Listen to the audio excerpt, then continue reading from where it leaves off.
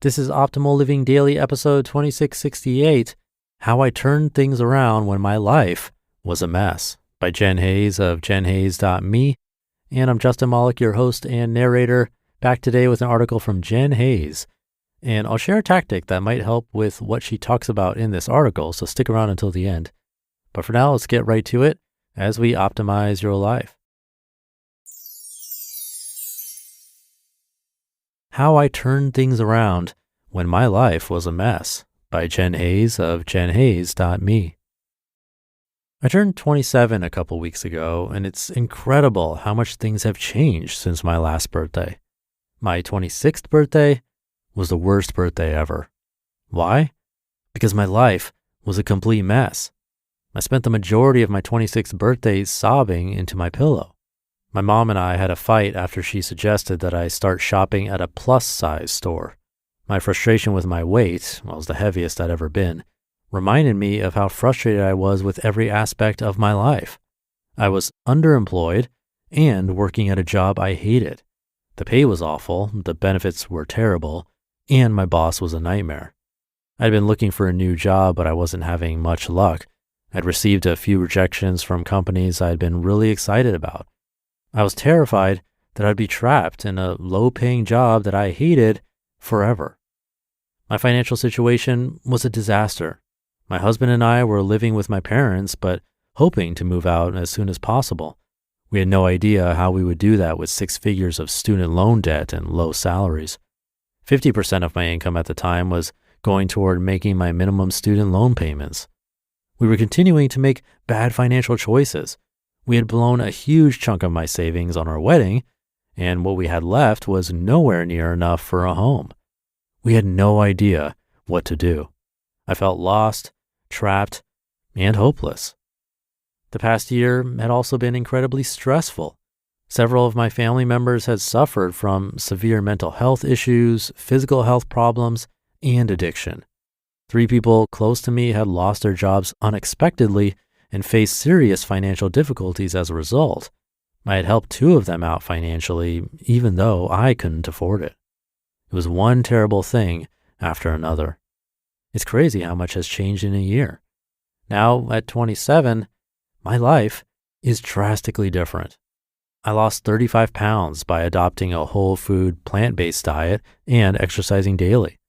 I have an interesting, challenging job that I truly enjoy. The pay and benefits are better.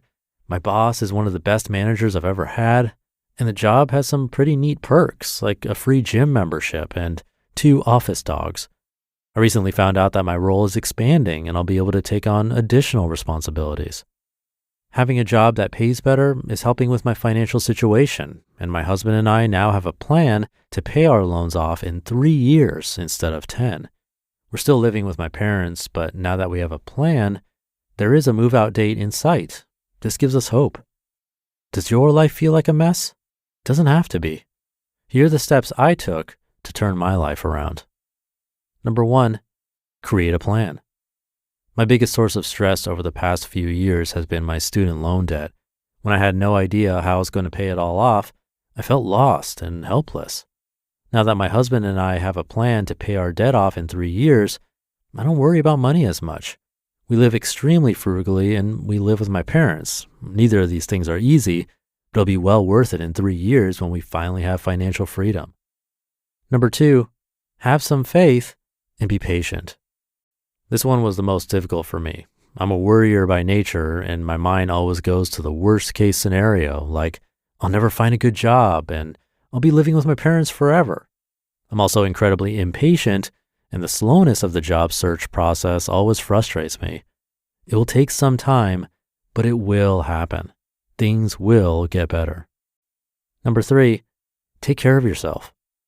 It's hard to feel happy when you're not taking care of yourself. Eat healthy. It is possible on a tight budget. Exercise and do whatever it is that makes you happy and relaxed, like yoga, listening to music, chatting with a friend, reading a book, watching a movie, taking a bubble bath, etc. It's also hard to feel happy if you're surrounded by people who make you feel like crap. Why are you still friends with someone who treats you like garbage? If someone is constantly making you feel terrible about yourself, they don't belong in your life.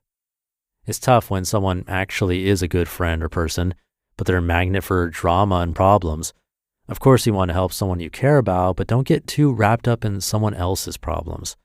If you're always talking about them and their problems, you're dealing with a one-sided relationship. Friendships should be a two-way street. And number 4, seek professional help if needed.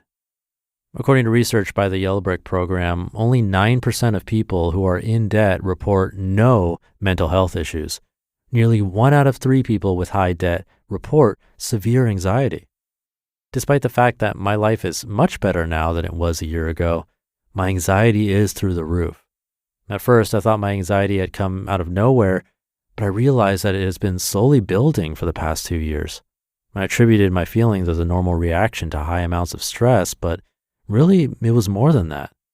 When my anxiety came back in full force a couple months ago, I shouldn't have been surprised. I should have paid attention to the warning signs, and I should have sought professional help a year ago rather than finally seeking help a couple of months ago when my anxiety spiraled out of control. If you're experiencing anxiety, depression, panic attacks, suicidal thoughts, or other symptoms of mental illness, please seek professional help. You are not alone, and you are worthy of help. I know it doesn't seem like it now, but things will get better. You just listened to the post titled, How I Turned Things Around When My Life Was a Mess by Jen Hayes of jenhayes.me. It's easy to feel strapped for a time these days, and with so much you want to accomplish, wouldn't it be nice if you could eliminate some of those recurring errands like maybe grocery shopping? Well, now you can thanks to HelloFresh. Remember those New Year's goals you promised yourself you'd stick to? HelloFresh is here to help you eat better by delivering fresh ingredients and easy recipes right to your door, taking the hassle out of dinner time. No matter your lifestyle or meal preferences, HelloFresh has recipes sure to please everyone at your table. From fit and wholesome to veggie or family friendly, you'll always find something even the pickiest eaters will enjoy. And I have to say, after trying HelloFresh myself, it's hard to think that there's a better combination of delicious, healthy, and time-saving eating options out there. So go to hellofresh.com/old65 and use code OLD65 for 65% off plus free shipping. Go to hellofresh.com/OLD65 and use code OLD65 for 65% off plus free shipping. HelloFresh, America's #1 meal kit. Thank you to Jen. Going back to point number 1, creating a plan. This is something we hear on probably all of the podcasts in the Optimal family, definitely on my brother's show, Optimal Health Daily, same with Optimal Finance Daily, and all for good reason. Even if we're not the planning type per se, like me, sometimes writing things down gives us that extra little boost we need that pushes us over the edge to actually get it done. And there's a specific tactic that I like to use, especially when it comes to money goals, which was the case for Jen since she had student loans. If you're struggling to come up with a plan or just find yourself staring at a blank piece of paper, try working from a specific end goal and go backwards, breaking it down into smaller steps. So in Jen's example, let's say they had $90,000 of loans. To make it more specific, her end goal could have been to have the full $90,000 paid off in 3 years. Of course, there's interest there, but let's just assume the balance is $90,000.